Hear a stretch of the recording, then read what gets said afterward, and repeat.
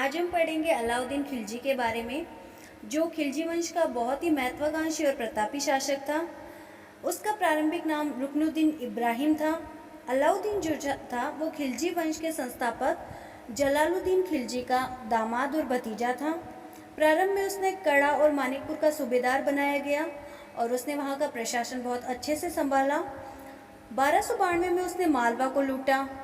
उसके पश्चात 1294 में उसने देवगिरी के शासक रामचंद्र देव को पर आक्रमण किया, उसे लूटा, उससे खूब सारा धन वसूल किया। देवगिरी जो था वो दक्षिण में था और बहुत अधिक समृद्ध प्रदेश था। और जब देवगिरी से उसे इतना अधिक धन प्राप्त हुआ कि उसमें दिल्ली के शासक बनने की महत्वाकांक्षा जागृत हुई। जलालुद्दीन खिलजी जो था वो बूढ़ा हो चुका था और एक तरह से वो मुसलमानों का बहुत ही हितैषी और संरक्षक शासक था। जब हम उसके रणथंभौर अभियान पे जलालुद्दीन को देखते हैं तो जब वो वहाँ के शासक हम्मीर से परास्त होता है तो वो कहता है कि मेरे लिए एक मुसलमान की जान बहुत अधिक है एक दुर्ग की तुलना में। तो इस प्रकार से हमें एहसास होता है कि वो महत्वाकांक्षी नहीं था। और जो अलाउद्दीन था वो पूरे भारत पर, पूरे विश्व पर राज्य करना चाहता था। इसलिए उसने क्या किया, जो जलालुद्दीन था उसको मानिकपुर में आमंत्रित किया और वहाँ पर उसकी हत्या कर दी और इसके बाद वो खिलजी वंश का शासक बन गया। अलाउद्दीन जो था उसका प्रारंभ से उद्देश्य था विश्व विजय। वो अपने आप को द्वितीय सिकंदर मानता था। उसकी उपाधि भी सिकंदर सानी थी, द्वितीय सिकंदर सानी। तो उसी के मंत्री ने उसको सलाह दी कि विश्व विजय करने से पूर्व उसे भारत की विजय करनी चाहिए।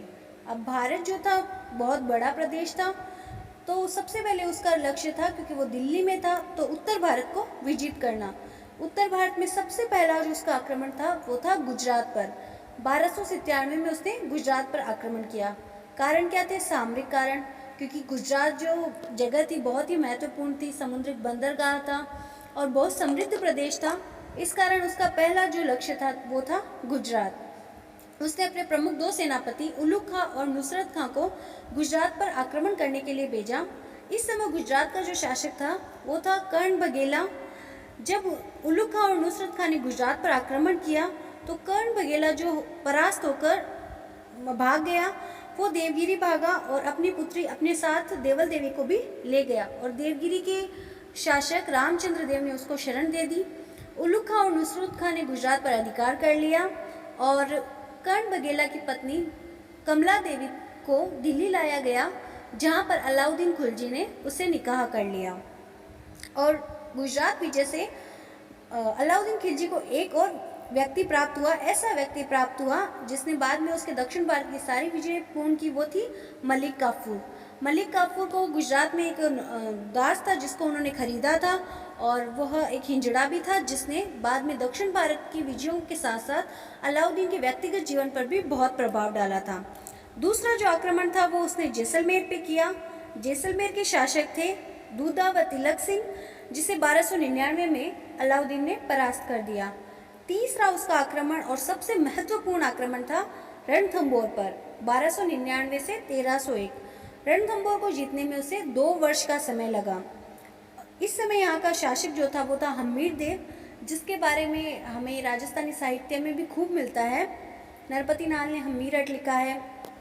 हम्मीर देव जो थे वो बहुत ही स्वाभिमानी शासक थे, बहुत हठी शासक भी थे। गुजरात विजय के बाद कुछ नौ मुसलमानों ने विद्रोह कर दिया था और वो विद्रोही मोहम्मद शाह और बकरू भागकर हम्मीर देव की शरण में आ गए थे। तो एक कारण तो था कि रणथंभौर का सामरिक महत्व था, दूसरा कारण ये था कि इन मुसलमानों को हम्मीर देव ने शरण दी थी, तो अलाउद्दीन इनको वापस चाहता था। अलाउद्दीन चाहता था कि हम्मीर देव इनको सौंप दे, पर हम्मीर देव का कहना था कि शरण में आए हुए शरणार्थी की वो रक्षा करेंगे और किसी भी कारण से अलाउद्दीन को नहीं सौंपेंगे। और रणथंभौर जो था वो बहुत ही गुजरात मालवा जाने के लिए महत्वपूर्ण विजय मार्ग था और साथ ही साथ पूरे राजस्थान पर एक नियंत्रण के लिए भी मुख्य मार्ग था। तो अलाउद्दीन ने उलुग खां और नुसरत खां को रणथंभौर पर आक्रमण करने के लिए भेजा। हम्मीर देव भी कोई कम शक्तिशाली शासक नहीं था, वो बहुत अधिक शक्तिशाली थे और जो रणथंभौर का किला था वो अभेद्य दुर्ग था। तो उलुग खां और नुसरत खां ने घेरा डाले रखे। इसके बाद नुसरत खां की 7 महीने घेरे डालने के बाद वो मारा गया। उलुग खां ने अभियान चलाया रखा, पर उसे जीतना आसान नहीं था। तो अलाउद्दीन ने कूटनीतिक चाल चली उसने दो विद्रोही जो थे हालांकि वो जो हम्मीर देव थे उसके दो सेनापति थे रणमल और रतिपाल, उनको विद्रोही बना दिया, उनको अपनी ओर मिला लिया, उनको लालच दिया गया और उन विद्रोहियों ने दुर्ग का द्वार खोल दिया। और जब दुर्ग का द्वार खोल दिया गया तो हम्मीर देव के पास कोई रास्ता नहीं बचा। उन्होंने युद्ध में उतरना स्वीकार किया। राजपूतों ने केसरिया बाना पहना और युद्ध के लिए आ गए। जो राजपूत महिलाएं थी उन्होंने जौहर किया था। ये राजस्थान का पहला बहुत बड़ा स्तर पे हुआ जौहर था। इसमें जो हम्मीर देव थे उनकी पत्नी रानी गंगा देवी ने 10,000 महिलाओं के साथ जौहर किया, जिसका विवरण अमीर खुसरो देता है। इस प्रकार इस युद्ध में हम्मीर देव मारा गया और रणथंभौर पर अलाउद्दीन खिलजी का अधिकार हो गया। बहुत सी महिलाओं ने जौहर किया और साथ ही रणमल और रतिपाल को भी मार दिया गया था। और जो विद्रोही मोहम्मद शाह और बगरू थे उन्होंने हम्मीर देव की तरफ से युद्ध करते हुए अपने प्राणों का त्याग किया था और रणथंभौर के किले पे अलाउद्दीन खिलजी का अधिकार हो गया था। उसके बाद उसका अगला लक्ष्य था वो था चित्तौड़। चित्तौड़ पे उसने 1303 में आक्रमण किया। इस समय यहाँ के शासक थे राव रत्न सेन। हालांकि हमें जायसी के पद्मावत से एक कथा का पता चलता है कि पद्मावती के लिए उसने चित्तौड़ पर आक्रमण किया था, पर यह एक गौण कारण हो सकता है, महत्वपूर्ण कारण था चित्तौड़ का सामरिक महत्व। इसमें हमें गोरा बौदल की कहानी भी मिलती है, जिन्होंने बहुत ही बहादुरी के साथ अलाउद्दीन का सामना किया था। और जो चित्तौड़ पर उसने 1303 पर आक्रमण किया। यहाँ की रानी रत्नसेन की रानी पद्मावती ने जौहर किया। बहुत सी महिलाएं उनके साथ जौहर में शामिल थी। और इसके पश्चात अलाउद्दीन खिलजी ने अपने पुत्र खिज्र खां को चित्तौड़ का प्रशासक नियुक्त किया। चित्तौड़ का पूर्ण रूप से विध्वंस कर दिया गया था। अब उसका नया नामकरण किया गया खिजराबाद। खिजराबाद का प्रशासक नियुक्त किया गया खिज्र खां को। उसके बाद अगला लक्ष्य था उसका मालवा। मालवा पर उसने 1305 में आक्रमण किया। यहाँ का शासक था महलक देव और यहाँ पे जो अलाउद्दीन का सेनापति था वो था ऐन उल मुल्क। ऐन उल मुल्क ने मालवा पे आक्रमण किया। महलक देव जो था उसने बहुत ही वीरता से उनका सामना किया, पर अंत में उसको परास्त होना पड़ा और मालवा पर भी अलाउद्दीन खिलजी का शासन हो गया। अगला उसका शिकार बना सिवाना।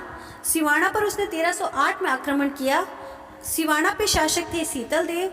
हालांकि जो सिवाना के शासक थे वो जालोर के अधीन थे और अलाउद्दीन का अगला लक्ष्य जो होना था वो भी जालोर होना था, पर उसने उस समय जो कानड़ देव जालोर के शासक थे उन्होंने सिवाना की मदद नहीं की। सिवाना के दुर्ग को भी जीतना अलाउद्दीन के लिए आसान नहीं था, पर उसने वही कूटनीतिक गंदी राजनीति अपनाई। उसने सिवाना के पास से बहने वाली नदी जो राजपूतों के लिए प्रमुख जल स्रोत था उसमें गाय का मांस मिला दिया। वैसे ही सिचुएशन जो रणमल और रतिपाल ने रणथंभौर में की थी। रणथंभौर में भी उन्होंने यही किया था कि जो पानी के बीहड़ थे, पानी का कुंड था, उसमें गाय का खून और मांस मिला दिया गया था। तो राजपूतों के लिए जो केसरिया बागा धारण करके युद्ध के अलावा कोई विकल्प नहीं था। वही सिवाना में हुआ। शीतल देव के नेतृत्व में राजपूतों ने बहुत ही वीरता से युद्ध किया, केसरिया बाना धारण किया, महिलाओं ने जौहर किया और अंत में सिवाना परास्त हुआ। सिवाना के बाद अगला लक्ष्य था उसका जालोर। जालोर जो था उस पर कानड़ देव का शासन था। इसके बारे में भी एक कहानी है कि कानड़ देव ने अलाउद्दीन की अधीनता 1307 में ही स्वीकार कर ली थी। जब वो उनके दरबार में गए थे तो अलाउद्दीन ने कहा कि राजपूताना में ऐसा कोई शासक नहीं है जो मेरे सामने सर उठा सके, जिससे कानड़ देव को अपमानित महसूस हुआ और वो वापस लौट आए और उन्होंने अलाउद्दीन की अधीनता स्वीकार नहीं की। एक अन्य कहानी ऐसी भी है कि कानड़ देव उसके दरबार में नहीं गए थे। कानड़ देव का पुत्र वीरम देव जो था वो अलाउद्दीन खिलजी के दरबार में गया था। तो अलाउद्दीन खिलजी की पुत्री फिरोजा को वीरम देव से प्रेम हो गया, वो उससे विवाह करना चाहती थी। तो अलाउद्दीन जो था उसने वीरम देव से इस बारे में बात की। वीरम देव जो था वो इस वक्त दिल्ली में था तो वह कुछ बोल नहीं सकता था। तो उसने कहा कि मैं अपने पिता से पूछकर आपको उत्तर दूंगा। और जब वो जालोर आया तो उसने विवाह करने से मना कर दिया, जिससे कि राजकुमारी फिरोजा जो थी वो अत्यधिक गुस्सा हुई। उसने अपनी धाई माँ के नेतृत्व में जालोर पर आक्रमण करने के लिए सेना भेजी, जिसमें वीरम देव मारा गया और राजकुमारी फिरोजा जो थी वो भी सती हो गई। हालांकि यह भी एक कहानिक तथ्य है। प्रमुख कारण था जालोर के शासक कानड़ देव द्वारा अधीनता स्वीकार नहीं करना। तो अलाउद्दीन ने 1311 में जालोर पर आक्रमण किया वहाँ के शासक कान्हर देव, उसके पुत्र वीरम देव ने बहुत ही बहादुरी के साथ संघर्ष किया, पर अंत में परास्त हुए और जालौर पर भी अलाउद्दीन का अधिकार हो गया। इस प्रकार उसकी